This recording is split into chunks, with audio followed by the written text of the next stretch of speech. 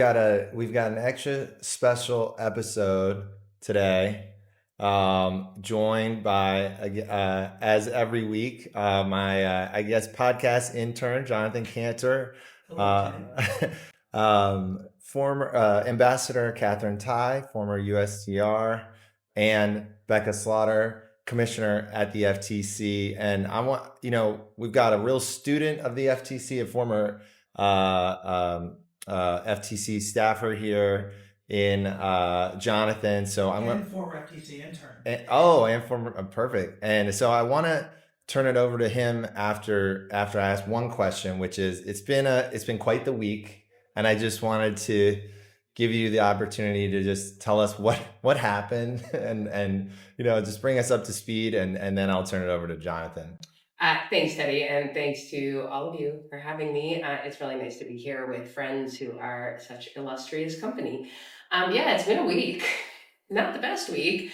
What happened? Well, I was doing my job on Monday and Tuesday all day, and then Tuesday I left work at the end of the day and I went to my daughter's elementary school where I have been volunteering. And as I was sitting at the elementary school, I checked my email and had an email that told me I was fired effective immediately. Needless to say, that was unexpected. Also, to be clear, very illegal. There's clear statutory language and clear Supreme Court precedent that protects FTC commissioners from removal without cause. So since then, we have been responding to this action and thinking about what the next steps are legally, which certainly will involve a lawsuit, but also trying really hard to talk to the world, the business community, the regular people in the world, to help them understand why this illegal action is something everybody should be concerned about, not because anybody's so worried about my particular job, but because what it means for the rule of law and what it means for the ability of law enforcement to be done without fear or favor, and what that all of that means for market stability, and the ability of consumers, workers, and small businesses to have the protection that they are entitled to under the laws of the United States. Yeah, so it's really fascinating to have both of you, commissioner, ambassador, commissioner. It's like our Uma Oprah moment here. Um, and I think the business community is thinking about what's happening in Washington and our sort of political economy, and there's a lot of uncertainty. And I think while you both have different corners of the world in terms of your expertise, figuratively and literally, they intersect. And so maybe I thought it'd be useful for us to unpack how that uncertainty of the disruption that's occurring in Washington and across the world now affects clarity for the business community, right? So let's start, Commissioner Slaughter, with you in terms of the FTC. What does it mean right now for the FTC and the ability of the commission to do its job? Yeah, it's a great question, Jonathan, because in part, this action is so unprecedented that we don't really know what it means in specific, but what it means in practice is that uncertainty will be injected into everything the FTC does or does not do. And to the extent that I have heard over the 7 years I've been at the agency, that what the business community wants is stability and predictability, that is out the window. So I'll give you some specific examples. Last year, the FTC filed a case against the three largest PBMs alleging violations of the laws that we enforce with respect to the pricing of insulin. Basically, that they were illegally raising the price of insulin, among other drugs. Currently, Commissioner Bedoya and I are sitting as judges on that case, and we are the only two judges on that case. The Republican commissioners on the agency are recused. With our removal, what happens to that case? I don't know. It's a really important case, and it is a case that it is really important to have litigated without fear or favor, squarely within the bounds of the law. It raises a lot of questions about that. I'll give you some other examples. We are currently in active litigation against almost all of the companies whose CEOs surrounded the president on the dais at his inauguration. What happens in those cases? What happens when the president calls up Chairman Ferguson and says, you know what, I think you should make this Amazon case go away? That's a big question. And then more concretely, there are going to be real legal questions about whether the FTC is operating constitute or within legal bounds when it takes action with the absence of two commissioners whose removal is legally disputed. So let's unpack that, because I think that's one of the things that perhaps might not be visible to a lot of folks who are listening. It's certainly relevant and extremely important what happens to these big cases, PBMs, tech companies. But the FTC has a lot of business, right? That business includes mergers, includes consumer protection. Walk us through what requires a commission vote, and what are the requirements to conduct a commission vote? Yeah, so any of the substantive work of the commission, any case we file, any action we take on that case to resolve it requires a vote of the commission. And so commission votes have to be by a majority of sitting commissioners who are not recused from the case. You can, if you have just two commissioners in the FTC, that could be okay. We had that for a period in 2017 and 2018. But if you have two commissioners, myself and Commissioner Bedoya, who are not participating in a case because the president has purported to remove us and we are contesting that removal, and the FTC takes some action with respect to that case, I would imagine litigants will challenge that action as not being validly constituted because the agency didn't have a valid quorum.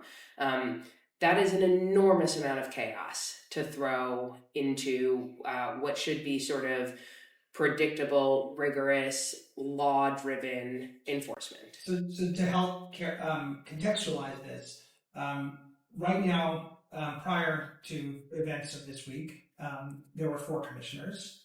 Now, maybe there are 4, or maybe there are 2. That is a question that ultimately will likely be decided by a court and a Supreme Court.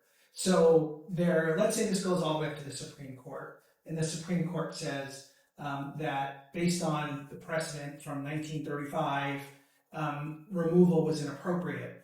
Therefore, what happens? Well, again, we don't know because this is all new. The last time this came up, incidentally, in 1935, as Jonathan referenced, was in a case called Humphrey's Executor. It was called Humphrey's Executor because Commissioner Humphrey, the only FTC commissioner ever to have been fired by a president, contested his removal and then died in the course of the litigation. So he certainly could not be reinstated. He sued for back pay. What would happen, I don't know. I imagine we'd get our jobs back, but I also imagine every litigant in any action that the FTC had taken in the interim will turn back around and say that that action was invalid. So I raised the specter of concerns about corruption or unfair, basically inaccurate or illegal decisions being made by the commission. But let's imagine the commission votes in a way that I agree with. Just last week, we had a 4-0 vote challenging a medical device merger. So I imagine there would be things that I would support that Commissioner Holyoke and Chairman Ferguson would want to move forward. But even those things could be challenged retrospectively or retroactively as illegal actions of the commission because it didn't have a valid quorum at the time. So if you were improperly removed, or if the Supreme Court decides that you were improperly removed, then it was as if you never left the commission, and therefore if they have a vote with only 2 people instead of 4, litigants will argue that that vote is invalid, which means anything that happens between now and the decision by the Supreme Court is in jeopardy of being undone or questioned by anyone who's on the receiving end of that decision. Yeah, I certainly would imagine that. I mean, again, this is unprecedented. We don't know, but I've seen a lot of creative arguments from litigants in front of the FTC, and it doesn't take a lot of creativity to come up with this argument. It's pretty basic and straightforward, so I would be shocked if we didn't see it made. So what about the argument that I've heard, which is, well, you're a minority commissioner anyway, so let's say the majority votes and you're just dissenting. What's the difference? Why does it matter if you have a minority commissioner anyway, even if they're voting against the majority in the action of the commission? Yeah, it's a really great question. So there are 2 parts of it that are important. The first is understanding why bipartisan multi-member agencies have had removal protections to begin with, which is that what is the benefit that bipartisan multi-member agencies can provide? Having a commission that is composed of different ideological perspectives, intentionally, statutorily mandated, on staggered terms, allows the development and application of different types of expertise and different viewpoints. That can do two things. First, it can drive the commission towards consensus. We can build really important consensus, and an important example of that was the HSR forum rules that we worked on collectively with DOJ last year, and ended up with a unanimous commission vote on. And I think they are an incredibly, incredibly important development in the law, and I don't think they would have had the same durability and sustainability over the course of administration changes if they had not been the product of bipartisan compromise. So that's one way in which minority voices can matter. And in that case, the minority voices were the voices of now Chairman Ferguson and Commissioner Holyoke, who wanted to see some changes in the forum rules that we had originally provided. But the other way minority voices can be extremely important is in providing transparency and accountability to the majority in their actions. That can mean explaining where the majority is getting it wrong on the law or wrong on the facts or reaching an outcome that is not going to really effectively discipline markets consistent with the law. So I'll give you an example of that. In 2019, when I was a minority commissioner, the FTC settled a privacy consent violation case with Facebook. The settlement in that case was $5 billion. It was the largest ever settlement by orders of magnitude in an FTC case, and the majority went out and touted it as like the greatest victory for privacy in history. And I dissented from that decision, and Commissioner Chopra dissented from that decision, because we both explained that while $5 billion sounded like an awful lot of money to us individually, it was not for the company that was having to pay it, and was not likely to be effectively deterrent in prohibiting further lawbreaking by that company. And in fact, only a couple of years later, the FTC was back in litigation, alleging that that order was not providing the protections that it intended to do, and that $5 billion was clearly therefore not adequately deterrent. I think if we had not been there to be able to make those arguments, the public wouldn't have understood it as much, and it wouldn't have been able to provide the transparency and shine a light on the work of the agency that I think is really important, and that is why Congress designed these agencies in this way. Right. So Ambassador Tai, we've talked a little bit about disruption in our world domestically. There's a lot going on internationally, and so maybe you can kind of walk us through what you see happening from your vantage point. Let's start with tariffs, but then I think what we really want to talk about is the longer term effects of the geopolitical realignment that's occurring globally. It's great to see you, Jonathan. It's great to be among friends during a very challenging and chaotic and disruptive, concerning time. I thought maybe I would do a little bit of a segue from the exchange you just had with Commissioner Slaughter on the purpose of having minority commissioners. Now, I'm waiting way outside of my realm of expertise, because even though the word trade is in USTR and also the FTC, it's maybe two sides of a coin.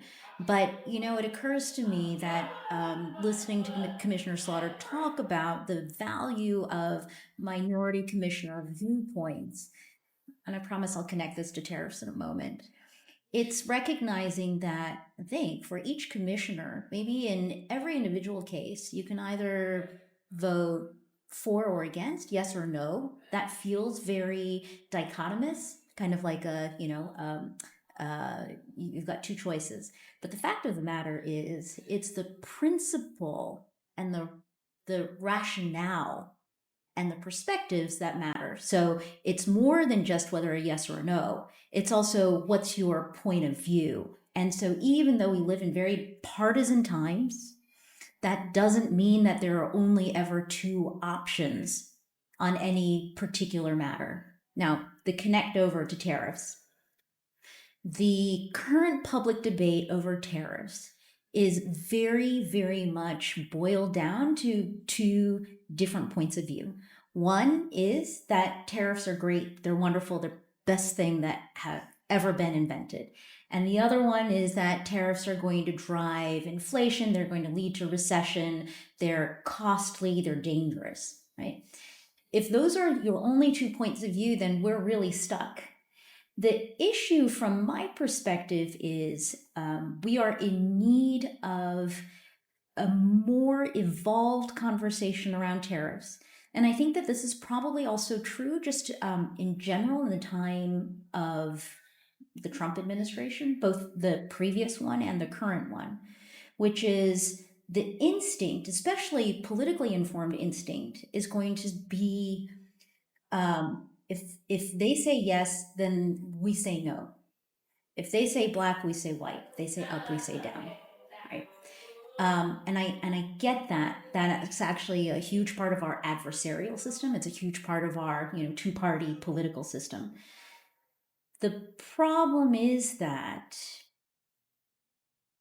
especially in this political environment where you have a real savviness on the part of the administration in the communications realm, in the emotional realm, just saying the opposite leaves you with very few choices. In fact, if your response is always the opposite of what the administration is saying, you've actually given up your autonomy to have your own point of view.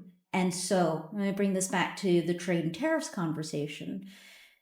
The issue that we have is we need to chart our own path on trade and tariffs. Are tariffs good or bad? I get asked this question all the time. And the answer is neither. Tariffs on their own are neither good nor bad. It all depends. It depends on how you're going to use them and what is the objective that you're trying to accomplish with the tariffs. The tariffs are a means to an end. Is music good or bad? Depends on the music. Some is good, some music's great, some music just sucks.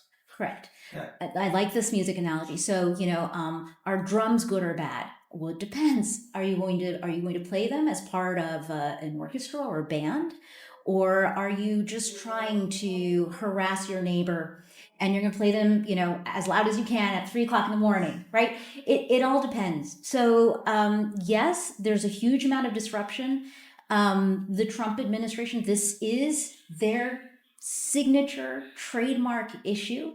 And so I think that in terms of the conversation on trade and tariffs, right, it's about training everyone to step back from the first order reaction, which is my hair is on fire. I have to oppose because this is uncomfortable. It's different. I'm way suspicious about what's going on and what the objectives are. And we all need to take a collective breath and then figure out where is this actually going? Because some of it actually might be useful. Right. Not all tariffs are bad. It's a tool in the toolkit. It's part of statecraft. It's just how it's used and how it's implemented. Which actually brings me to, there's a lot of prognosticating about whether the tariffs are going to stick or not. I think there's enough out there. We don't need to tread on that ground. I think what's more interesting to me is the context, right? So you have a world where, okay, we're talking about, in a very antagonistic relationship with Canada now and Mexico, Europe, China, Ukraine and Russia has changed the way people around the world see us. And then on top of that, you have tariffs and other kinds of market disruptions. Walk us through why that matters and how that context might affect the long-term outlook for trade and geopolitical alignment. So that's an enormous question. I'm just thinking about what the most productive thread is to start pulling on first. Let's talk about Europe. So how does Europe perceive us? How did Europe perceive us during your time in office, and how do you think Europe perceives us today? There's complexity there. There's complexity in everything, Jonathan. Let me start with this, I think, very basic fact about trade policy, international trade policy. You can't do trade by yourself. And trade policy is going to interact with everybody that you trade with, right? So what you put out there is going to have impacts. And this is an administration that loves to do deals, right? The art of the deal is the president's signature book. And so, and I think that the reputation is that from the president on down, that they're very transactional. They also, for sure, are very ideological, but there's also a transactional component. So the deal matters to this administration and in trade. Here's the question that I have, which is, given everything that we are seeing, right? You need to do a deal. You need to have someone you're going to do the deal with. So I'm really interested to see where all of this is going and how things are going to unfold. But in the current environment where FTC commissioners are being fired without cause, flying in the face of established legal precedent and legal requirements, in a world where in America, laws and rules don't seem to apply anymore, the question that I'm really curious about is, what is the point of doing a deal? A deal is terms of agreement. What's the point of having an agreement if the laws don't apply outside of that agreement? Then why would you expect that the rules that have been agreed inside of the agreement would apply? What is the point?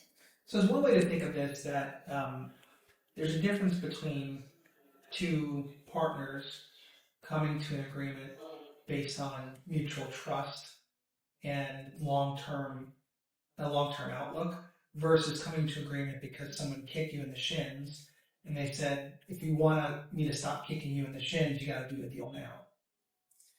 I think that's right. But also, what's the point of having a deal if nothing matters? If the deal is not worth the paper it's written on. Right. And if everything is just going to be resolved by who has the most power at a given point in time, then there's actually no point to doing any deals. And I think that this is a roundabout way of getting back to the question that you're asking, which is, if you have set all of your relationships on fire, then the real question I have is, what is your ultimate goal, right? One area where Democrats and Republicans generally have bipartisan agreement is that we as an economy are very challenged in the global marketplace, in the global economic order, by our trading relationship with the People's Republic of China.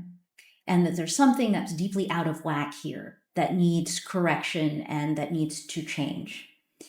One of the most effective ways of taking that on is to work with other economies and other countries that are being impacted the same way that we are.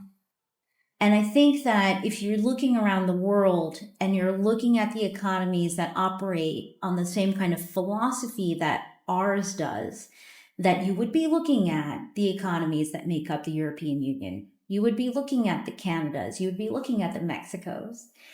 But if in your first moves you have given each one of them a black eye, then what's your larger strategy for taking on the really big challenge?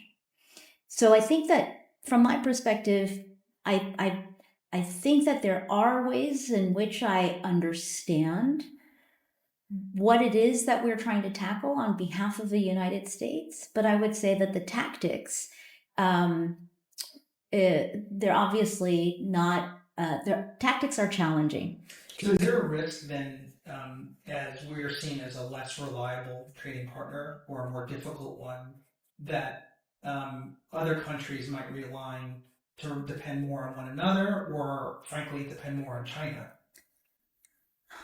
100% we are seen as less reliable. And I would say that in my own experience coming in at the beginning of the Biden administration, the first year to 2 years was all about repairing relationships, reestablishing that trust in relationships. That doesn't mean that we're going to agree with everybody on everything, because that's just not the nature of things. Everyone is going to want to put their interests first, and especially democracies are going to need to be responsive to the requirements of their people.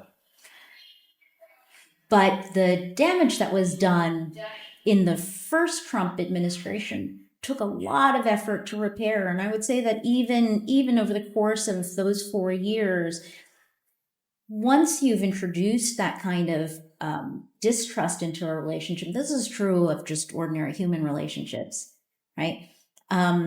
It's really hard to reestablish. And so I think that as we're going into the second Trump administration, and in just these first few weeks, in the first 2 months, really, reinforcing that we are willing to take on our friends in exactly the same way or even more harshly than those that we consider unfriendly or really challenging to our economic systems, I think is going to make these trade relationships, trade conversations particularly hard. It's a lot easier to break than to build. Yes. So, a couple of things I'm picking up just in terms of theme here are chaos, questions about rule of law, and is the U.S. becoming more autocratic, moving away from democracy towards more, unitary executive theory.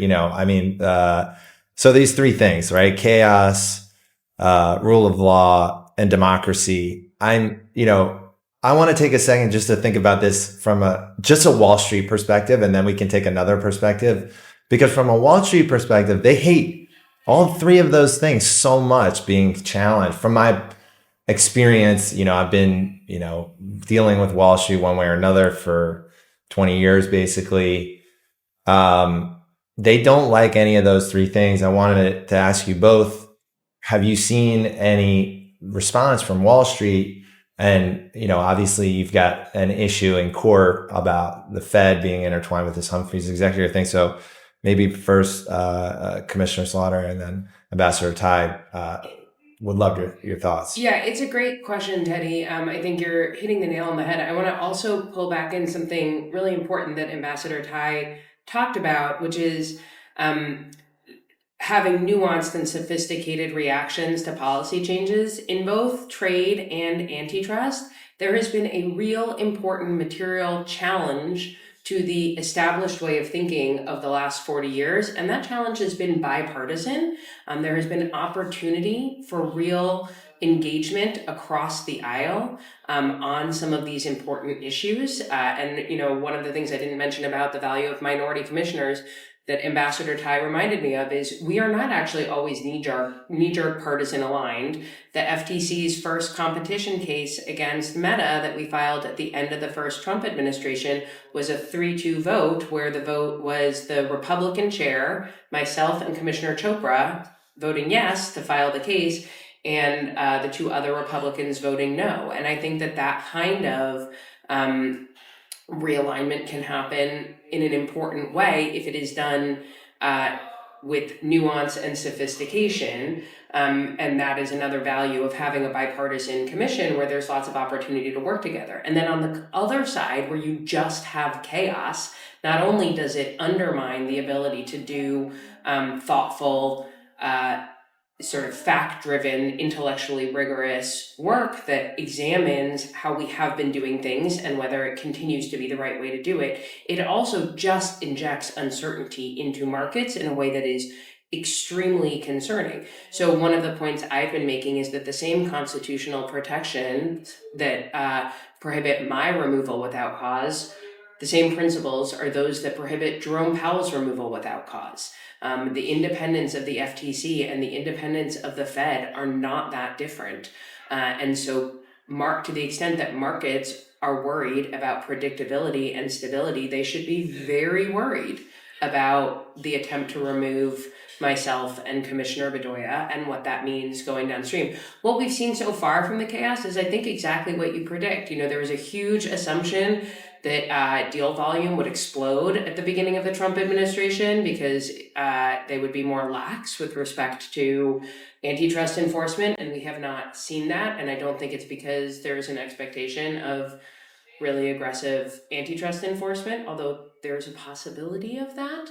I think it is more the uncertainty and chaos that tariff policy, as it has been flip-flopping so wildly, is injecting into the markets. And I think that is also really concerning. The way I think about it a little bit is, as I read where the Republican Party is today, there's sort of two wings on this issue. There's the more populist wing that really wants to make sure markets are protecting regular people and that people have opportunity for economic engagement and growth on free and fair grounds. And then there is a little bit more of the sort of Silicon Valley oligarch wing. And I really worry that a lot of these actions demonstrate that just to put it bluntly, that the Musk side is winning decisively over the MAGA side in terms of how the administration is going to conduct economic policy. Ambassador Tai, yeah. Thank you, Teddy. I have two thoughts here. One is in my own experience doing trade, and I know that we're of great interest to Wall Street and those market actors. What I have learned is, yes, they crave predictability. They want to be able to have confidence in making their moves. And they want to have a signal. So over the course of the last, it's 2025, let's say 8 to 10 years, right? There's been a lot of change in trade policy. What I've heard some people tell me is, okay, trade policy is changing. I just want to have a predictable signal that I can put confidence in, that this is the direction it's going. One area where I think that the Trump administration and the Biden administration actually had that bipartisan agreement around was the need for a revitalization and a refocus on the American manufacturing economy. I think the clearer that that signal is, the more the economy knows, the market participants know how to respond, and ultimately how to respond in a way that will help to accomplish that policy goal. One of the challenges right now is, of course, right, there are going to be tariffs. Oh, wait, not right now. There are going to be tariffs here. And then it's the unpredictability of it. Now, I think that may, in some cases, be the feature as opposed to the bug. Maybe that's the point. I think that for Wall Street, that is something that they also need to be paying attention to, which is sometimes that unpredictability, and to keep them on their toes and to keep them from doing the things that they've always done may be the point in and of itself. One other way in which, again, right, I'm an armchair finance amateur meddler, right? I probably know just enough to be dangerous to everybody, especially myself. But as I'm looking at everything that's going around, the unpredictability, right? But also this constitutional crisis where courts are telling the administration to either do something that they're not doing or to stop doing something that they are doing. And this heavy flirtation on not complying from the administration. I think that there are a lot of consequences of that, significant consequences, but I think from a purely economic market actor standpoint, if you're looking at the markets, one of the things that has really made the American economy go is an agreement and understanding by the world's investors that the United States is the safest place to put your money, because you can put your money in the United States and you know you will be paid back. And if the laws no longer apply here, I think that that throws that proposition completely out the window. And I'll bring this back to my bailiwick, which is trade. In our trade negotiations that we've done, and trade discussions with countries around the world, especially with countries that have emerging economies, the countries of the developing world, we have always tried to be as persuasive as possible that what you want to do, along with your trade policies and trying to align with the US, is you also want to be doing those things around rule of law to establish consistency and to feed confidence in your economy and in your government to make you attractive internationally as a place for people to invest and to partner.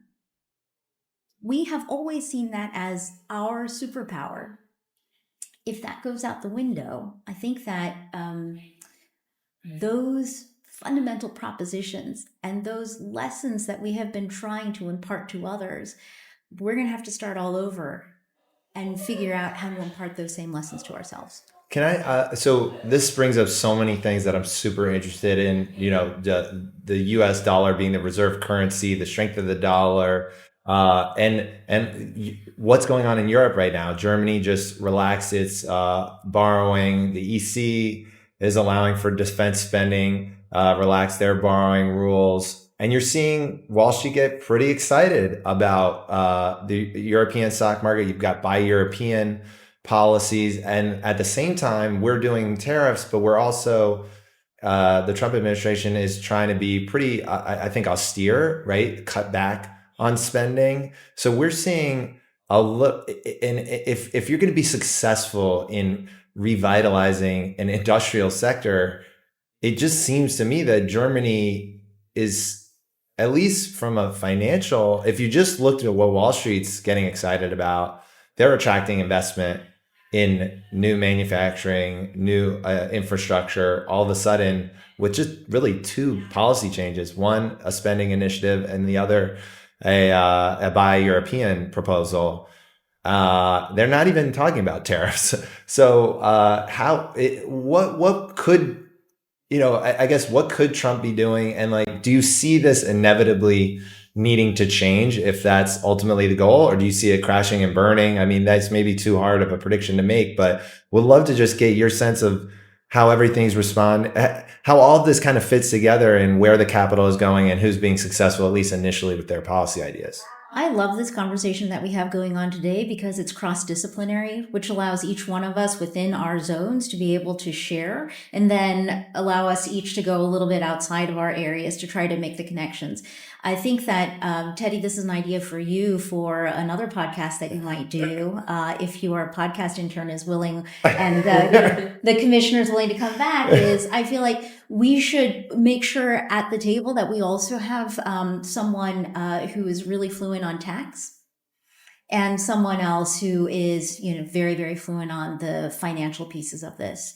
And the financial markets. And I think that with that kind of a roundtable, we can start connecting the dots, because I do think that this second Trump administration has come in. They're organized. They have a theory of the case. They probably have more than one theory of the case.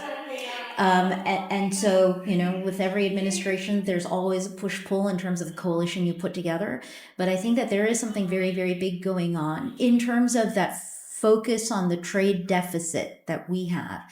Yes, a country like ours that is so in deficit, that is so has such a large footprint in the global economy as the consuming economy. Yes, we should be looking at what that means for the rest of our economy and how it's distorting the health and the opportunity that are in this economy.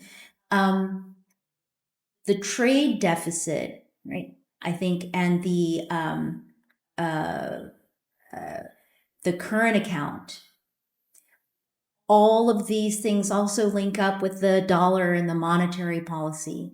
And, you see at the same time in this administration, I think, both a desire to hang on to this strong dollar policy, but you also have strains of a desire to weaken the dollar at the same time. And I think that if we can tease out what's going on there, that is going to be a really important key to understanding whether or not what they're trying to do is going to work and what it means for Wall Street, for workers, for consumers, and for everyone else. I think it's really important because I think a lot of people, you just talk about, there's speculation that the administration is trying to weaken the dollar. And that might not be intuitive to a lot of people. Maybe you can help unpack why we might benefit from a weakened dollar, but what the risks are if you weaken the dollar too much. That's a great question.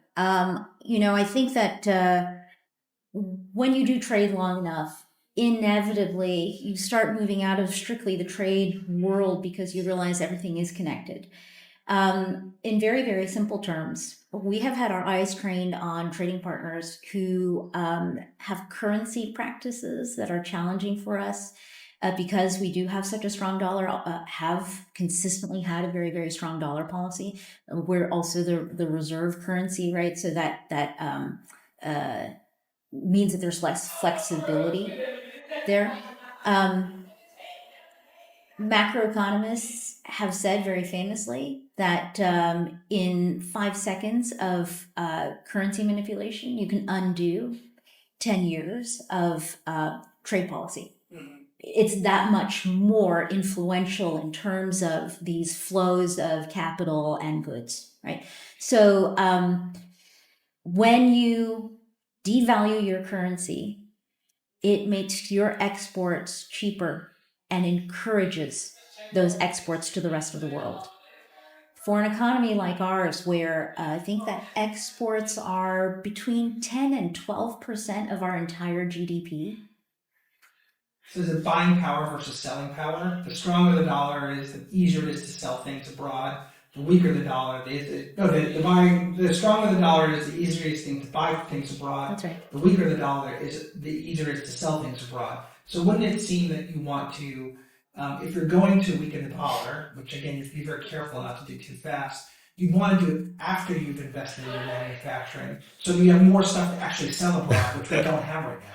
So I'm gonna bring that back to just a core part of the international trade argument for most of the last century, probably, which is we need trade agreements, we need a liberalizing trade policy because 95% of the world's consumers live outside of the United States, which I think is true from a pure population standpoint. The issue is that we have most of the buying power. There might be more consumers out there, but if you're just looking at consumption power, actually most of the consumption power is inside. And in order to export more, if your goal actually is to export more, first you have to make the things to export. And I think that that's another way of getting at what you were right, which is that if we're going to reinvest in our manufacturing capability, if we are going to make things here in the United States with U.S. labor and sell it abroad, we might benefit from a slightly weaker dollar. But until we actually have enough supply to ship out of the United States, we might be hurting ourselves in terms of our buying power before we have enough to make up with our selling power. I think that is that is fertile ground for more conversation. Yes. So one thing again, I think we've got actually a lot more overlap here than I realized even when we had the idea to do this. But one thing that is core to what the Trump administration is talking about on trade is fairness. We want reciprocal tariffs. We want fair trade. We don't want to be unfairly treated. At the beginning of next month, we're going to need, the Trump administration has said for every country, they're going to do an analysis of all the unfair, rules, all the unfair policies that disadvantage U.S. companies.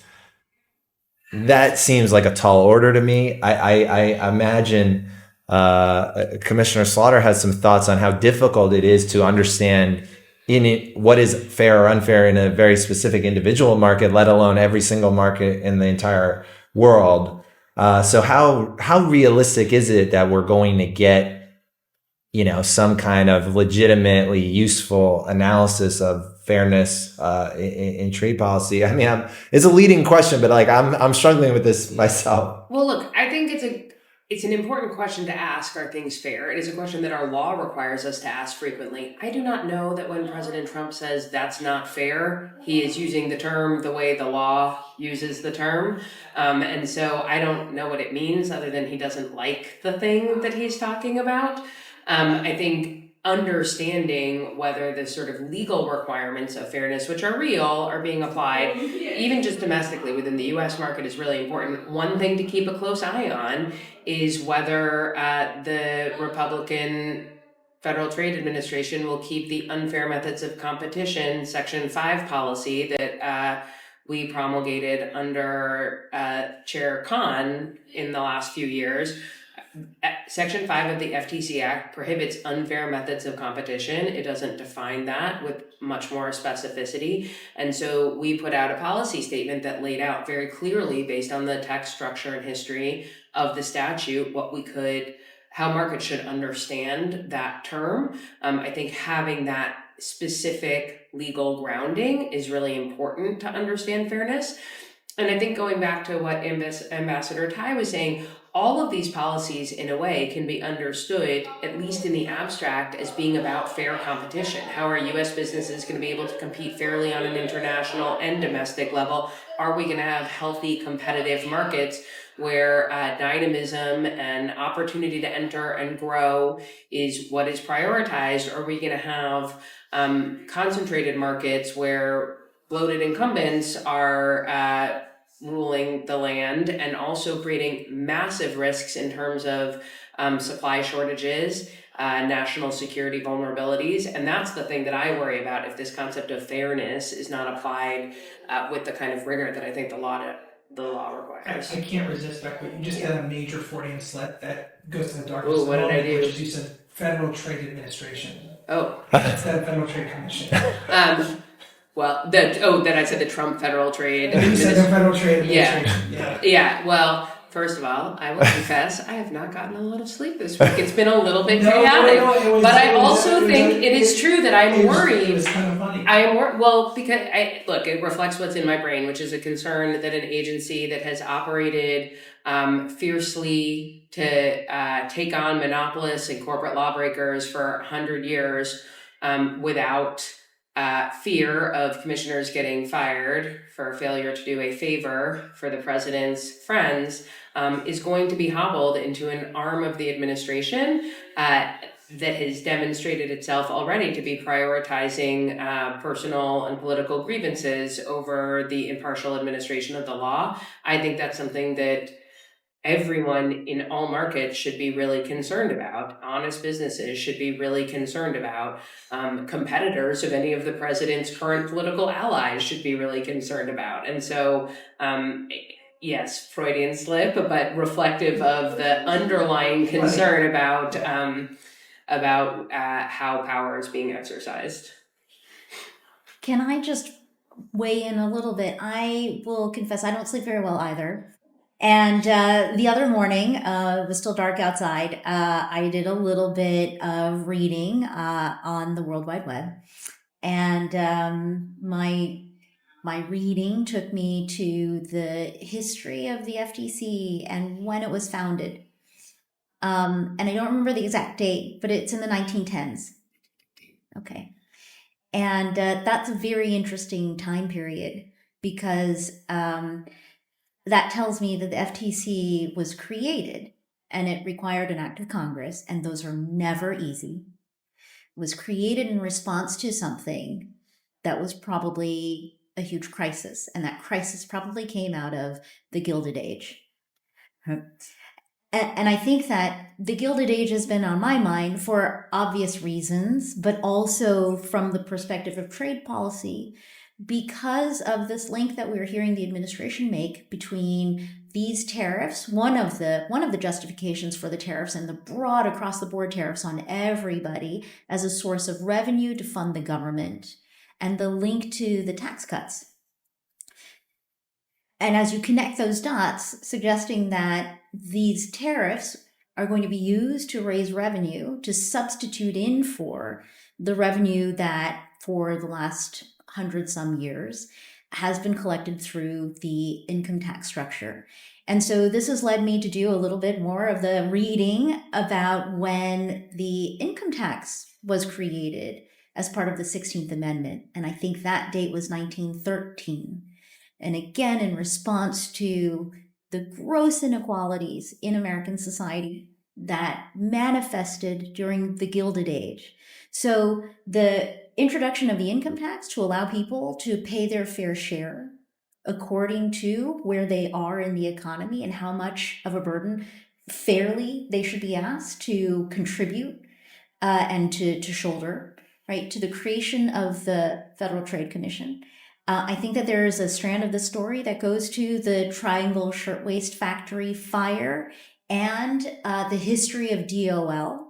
But all of these pieces coming together, I think that at this point, with so much going on around us, so much change, and the destruction of these types of institutions through a lot of different means, it is a good time to remind ourselves about why those institutions were created in the first place, so that we don't lose the lessons that were gained through a lot of pain and suffering, and don't force ourselves or allow ourselves to have to repeat history again needlessly.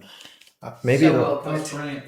that was amazing. Maybe just to pick up on the Gilded Age point, I know you have to go. Big tech is we've said it pretty much every week. The issue of our time is, is big tech going to be allowed to control our communications system and potentially, I don't know, am I being too hyperbolic here, but threaten our democracy? You had what seemed to observers a good relationship with Chairman Ferguson over the past. Certainly, since he became chair, he continued the guidelines, the HSR form. You voted on a merger 4-0. How big of a win is this for big tech? How big of a surprise was it in terms of breaking up what he had said he wants to continue to be aggressive on big tech? You seem to be on board with that. He said he wanted to do labor. Commissioner Bedoya has you've been big on labor as being issue. There didn't seem to be a huge amount of really ideological disagreement. I mean, there's some clearly, but it seemed like things were headed in an interesting direction, collaborative direction. All of a sudden you get fired seemingly out of the blue. Like, how big is this for big tech? And do you suspect any involvement there behind the scenes? I mean, I think making clear, or the president attempting to make clear, that he will remove commissioners, duly confirmed commissioners, for no reason whatsoever is absolutely a gift to big tech companies. And again, I pointed out that, of the CEOs who were standing next to him on the dais at his inauguration, donated tons of money to his inauguration. We are suing most of them. Jonathan, I think, was suing the rest of them. It is a really serious problem, and something that we should be really concerned about for many reasons. One, the uncertainty in the application of FTC actions. What's going to happen in specific cases? Our removal is a threat. You saw just last week, even before we were removed, that FTC staff attorney who was in a status conference on one of our lawsuits against Amazon had to tell the court that actually all of the chaos that is being inflicted in the government has made it incredibly difficult to continue to prosecute this particular case on the timeline that had been set out. That is a very real challenge, and a big gift to big tech companies. And I think it's something we need to really worry about. I agree that there has been at least the possibility or patina of a lot of bipartisan agreement on the concept of the concentration of economic power in so few companies that can exercise it in ways that control not only economic activity, but also speech. You've heard that from a lot of conservatives. And I think that is an important point in realignment. But the question is, if these companies about whom conservatives have been so concerned stop censoring, and I'm using air quotes there, conservative speech, does the concern go away? It should not. The concern should be about the power of the companies to control speech, not about their action. But I really worry, based on what we've seen so far, that it's gonna be a problem. And to the extent that these are areas that have had bipartisan alignment, continue to have bipartisan alignment. It decreases the credibility of the actions too when you remove bipartisan voices from it. One of the things we've always thought at the FTC is when we can bring a case that is unanimous or bipartisan, that is a strong message to a court too about the validity and durability of the case.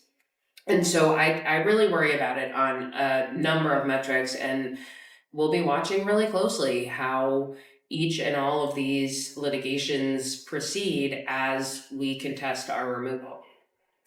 Well, this has been amazing. Thank you so much for doing this. I know it's a crazy time for you in particular, and Ambassador Tai, this is amazing. I get as always, and Jonathan, hopefully we've got your colleague Doha Meki next week. Hopefully that will be a fun one. So thank you so much for doing this. It was an amazing conversation.